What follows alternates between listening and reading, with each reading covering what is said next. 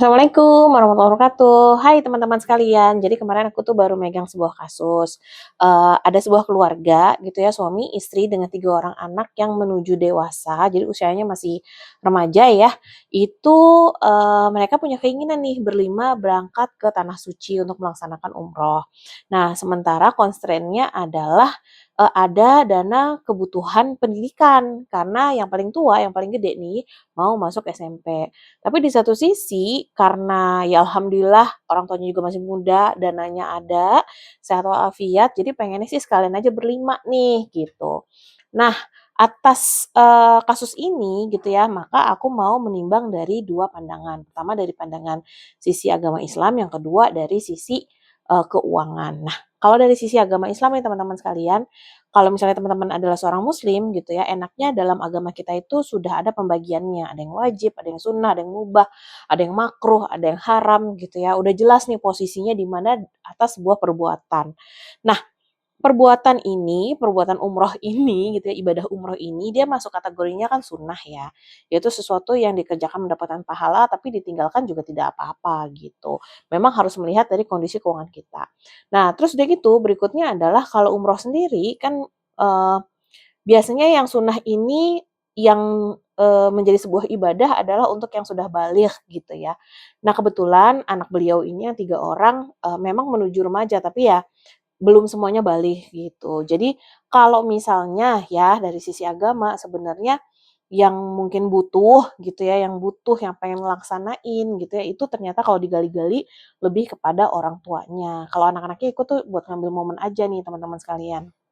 Jadi, waktu itu jawaban saya adalah ya kalau misalnya memang mau berangkat umroh gitu ya, maka prioritas pertama adalah tentu ayah ibunya, prioritas kedua baru anak-anaknya. Prioritas kedua ini kita ngelihatnya juga dari sisi kesanggupannya gitu.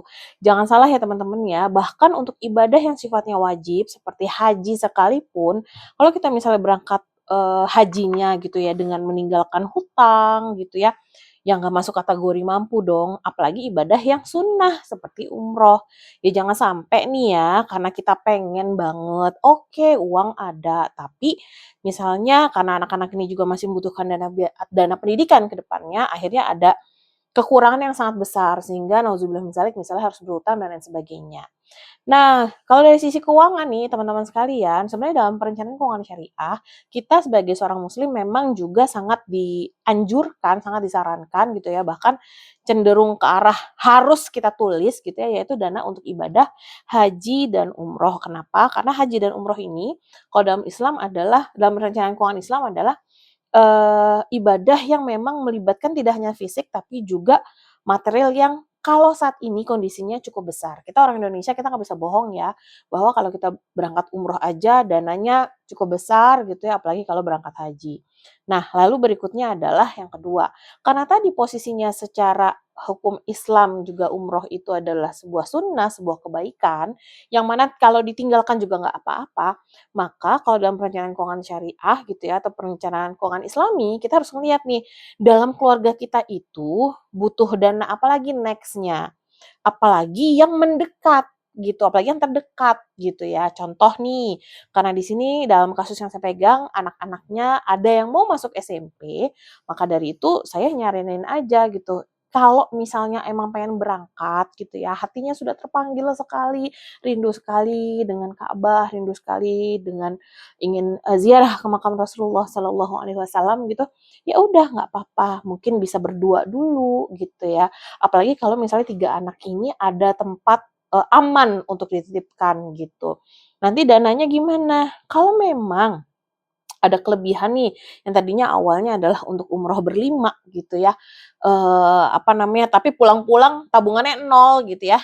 Ya udah kalau gitu ayah ibunya berangkat, yang buat anak-anak gitu ya sudah tolong diinvestasikan aja dulu gitu. Kemana? Ke yang terdekat, karena ternyata setelah dikorek-korek gitu ya, ternyata ada dana kebutuhan pendidikan karena si kakak mau masuk SMP, adiknya juga yang paling kecil sudah mau masuk SD, jadi ada uang masuk yang diperlukan.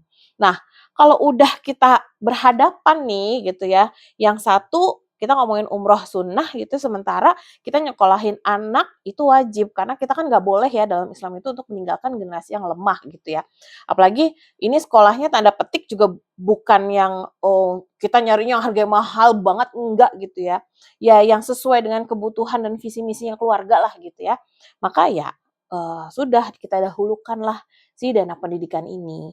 Next gitu ya, di Ka'bah nanti, di Masjid Nabawi nanti gitu ya, semoga pasangan ini berdoa benar-benar agar yuk berangkat sekeluarga deh, kalau perlu seadik, kakak, seluruhnya sekeluarga besar ikut semua, gitu. Jadi begitu ya teman-teman, ketika kita masuk dalam perencanaan keuangan yang syariah, maka kita tidak hanya sekedar ngomongin ibadah itu adalah haji dan umroh saja. Tapi ketika kita mendidik anak kita dengan baik, ketika kita menyekolahkan dia dengan baik, dengan niat karena Allah Ta'ala, itu adalah sebuah ibadah yang mudah-mudahan menjadi amal jariah juga buat diri kita. Ya, mudah-mudahan menjawab ya teman-teman ya, buat yang waktu itu bertanya dan kasus ini. Terima kasih. Wassalamualaikum warahmatullahi wabarakatuh.